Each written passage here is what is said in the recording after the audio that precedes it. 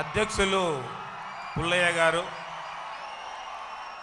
వేదికపై ఉన్నటువంటి ప్రతిపక్ష నేత అట్లాగే వైఆర్సీపీ అధ్యక్షులు జగన్మోహన్ రెడ్డి గారు, అట్లాగే వేదికపైనటువంటి పెద్దలు, విద్యార్థులారా, మీ అందరి ముఖంలో ఈరోజు చిరునవ్వు ఉంది. మీ ఉత్సాహం చూస్తుంటే బహుశా భవిష్యత్తులో కూడా ఇలా ఉండాలని జగన్ గారు కోరుకుంటున్నారు. అయితే మీరు ప్రత్యేక హోదా అనేటువంటిది ఆంధ్ర రాష్ట్రానికి రాకపోతే మన భవిష్యత్తు ఈ మన పెదాలపైన చిరునవ్వు ఉండేటువంటి అవకాశం కూడా లేదు. అందుకనే ప్రత్యేక హోదా ఆంధ్ర రాష్ట్రానికి కావాలని చెప్పని ఒక ప్రజా ఉద్యమాన్ని నిర్మించాలని చెప్పని ఒక ప్రయత్నం అనేటువంటిది జరుగుతూ ఉంది. అసలు ప్రత్యేక హోదా అంటే ఏమిటి, ఎందుకు ఈ సమస్య ఈరోజు మన ముందుకు వచ్చింది అన్నటువంటిది అర్థం చేసుకోవాల్సినటువంటి అవసరం కూడా ఉంది. మీ అందరికీ తెలుసు, ఈరోజు మారడల గారడితో చంద్రబాబు నాయుడు తనకున్నటువంటి కొన్ని శక్తుల యొక్క సపోర్టుతో అసలు ప్యాకేజే చాలా ఉపయోగం, ప్రత్యేక హోదా అవసరం లేదు అని ఈరోజు చెప్తున్నారు. నేనంటాను, మరి ఈ రాష్ట్రంలో అడ్డగోలుగా విడగొట్టేటప్పుడు మరి ఆ రోజు పార్లమెంట్లో మన్మోహన్ సింగ్ గారు 5 సంవత్సరాలు ప్రత్యేక హోదా ఇస్తామని చెప్పని పార్లమెంట్ సాక్షిగా చెప్పారు. వెంకయ్య గారు 5 సంవత్సరాలు కాదు 10 సంవత్సరాలు అని చెప్పని వారు చెప్పారు.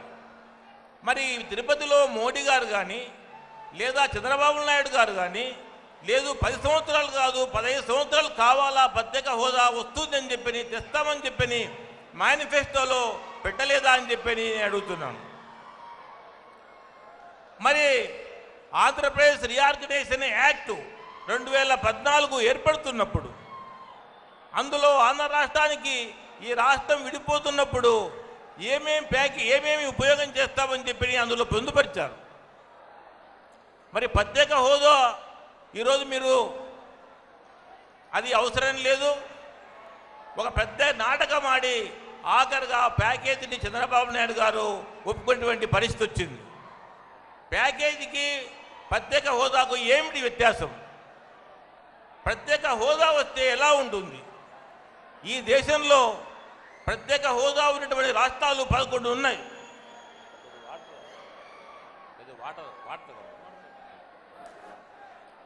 ప్రత్యేక హోదా ఉన్నటువంటి రాష్ట్రాలు 11 ఉన్నాయి. మరి 11 రాష్ట్రాల్లో ఆ ప్రాంతం ఎలా అభివృద్ధి అయింది? కేంద్రంలో ఇచ్చేటువంటి నిధులను ఆ ప్రాంతంలో ఎలా కేటాయిస్తారు? మీ అందరికీ తెలుసు. వచ్చేటువంటి నిధులలో మరి ఏవైనా నిధులు ఇస్తే 90% గ్రాంట్గా ఇస్తారు, 10% లోన్గా ఇస్తారు. అవే కాదు, పరిశ్రమలు ఏవైనా ఏర్పాటు చేస్తే వాడికి కావలసినటువంటి అన్ని సదుపాయాలు మరి ఏవైనా నిధులు ఇస్తే 90% గ్రాంట్గా ఇస్తారు, 10% లోన్గా ఇస్తారు.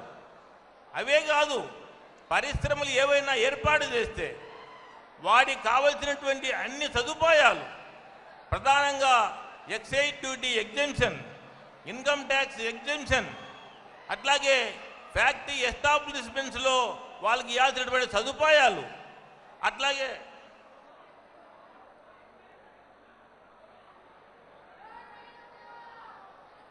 రవాణా సదుపాయాల్లో పూర్తి రాయితీ. అంటే మన ప్రాంతంలో ఎక్కడైనా ప్రత్యేక హోదా లేనటువంటి ప్రాంతంలో ఒక వస్తువు తయారు కావాలంటే 100 రూపాయలు అవుతే ప్రత్యేక హోదా ఉన్నటువంటి 11 రాష్ట్రాల్లో ఒక వస్తువు తయారు కావాలంటే 75 రూపాయలకే వస్తుంది. అందుకనే ఈరోజు హైదరాబాదులో ఉన్నటువంటి ఫార్మా కంపెనీసు, అనేకమైనటువంటి వేలాది కంపెనీసు, ఉత్తరాఖండ్కు 2000 కంపెనీలు పరిశ్రమలు ఏర్పాటు చేశారు. హిమాచల్ ప్రదేశ్లో 10,000 పరిశ్రమలు ఏర్పాటు చేశారు. లక్షలాది మందికి జీవనోపాధి కలిగింది. ఎందుకు ఆ ప్రాంతానికి పోతున్నారు? అది కొండ ప్రాంతం, అక్కడ చాలా ఇబ్బందులు ఉంటాయి. అయినప్పటికీ కూడా వాళ్లకు లాభదాయకంగా ఉంటుందనేటువంటి ఒక అభిప్రాయంతో ఆ ప్రాంతంలో పరిశ్రమలను ఏర్పాటు చేసి ప్రధానంగా మీలాంటి యువతరానికి ఒక జీవనోపాధి కలిగించేటువంటి ఒక ప్రాంతంగా అభివృద్ధి అయింది. మన రాష్ట్రంలో మరి ఈ రాష్ట్రానికి ప్రత్యేక హోదా కలిగిస్తే ఒక హక్కుగా మనకు ఏర్పడుతుంది. మనకి ఏమాత్రము ఆర్థిక వనరులు లేవు. 16,000 కోట్ల లోటుతో ఈ రాష్ట్రం ఏర్పడింది. ఈరోజు మన రాష్ట్రానికి కావలసినటువంటి రాజధానిలో శాసన మండలి భవనాలు లేవు, హైకోర్టు లేదు. అలా చెప్పుకుంటూ పోతే ఎమ్మెల్యేలకు, ఎంసీలకు ఈ రాష్ట్రంలో ఉన్నటువంటి అనేక ప్రాంతాల నుంచి అక్కడ ఏర్పాటు చేసేటువంటి ఆఫీసులకు, వాళ్ళ అధికారులకు కూడా భవనాలు లేని పరిస్థితి ఈరోజు ఉంది. ఒక శూన్యంలో మనం ఉన్నాం. ఈరోజు చంద్రబాబు నాయుడు ఏదో ప్రపంచంలో ఎక్కడా లేనటువంటి క్యాపిటల్ను ఏర్పాటు చేస్తానని చెప్పని ఒక భ్రమంలో పెట్టి ఊహాగానాల్లో ప్రధానికాన్ని తీసుకుపోయేటువంటి పరిస్థితి ఈరోజు ఏర్పడింది. మరి ఇట్లాంటి పరిస్థితిలో ఉన్న మనకు ప్రత్యేక హోదా రావడం అనేటువంటిది చట్టం అడ్డం వస్తుంది అంటున్నారు. ప్రత్యేక హోదా ఇవ్వడానికి చట్టం కానీ శాసనం కానీ ఏది అడ్డం కాదు అనేటువంటిది వాస్తవం. ఎందుకు ప్రత్యేక హోదా కావాలంటే ఏం కావాలి?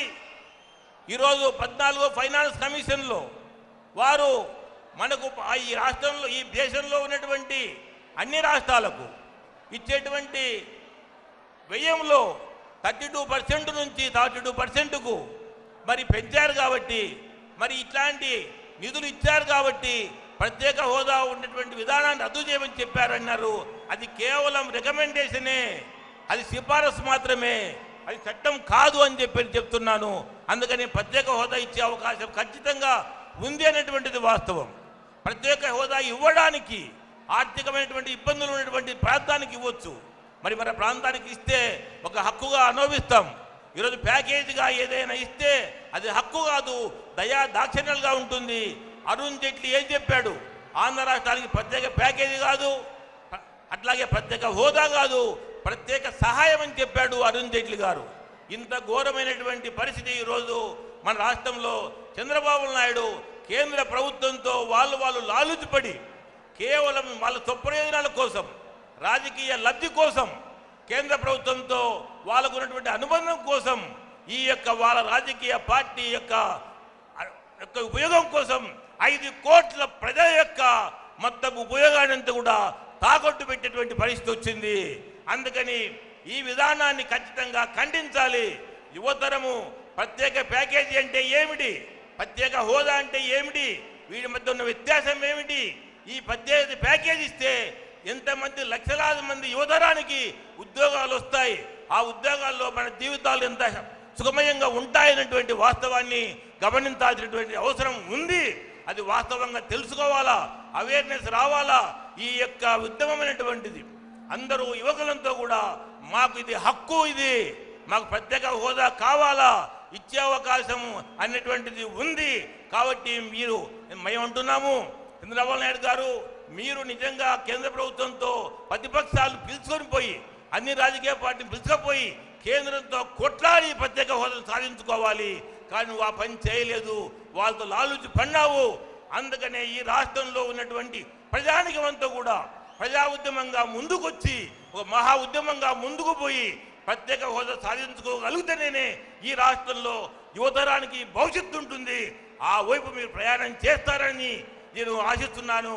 లేకుంటే చంద్రబాబు నాయుడు గవర్నమెంట్కు ప్రజలే సమాధి కట్టే అవకాశం ఉందని చెప్పని తెలియజేస్తూ నేను ఇంతటితో విరమిస్తున్నాను.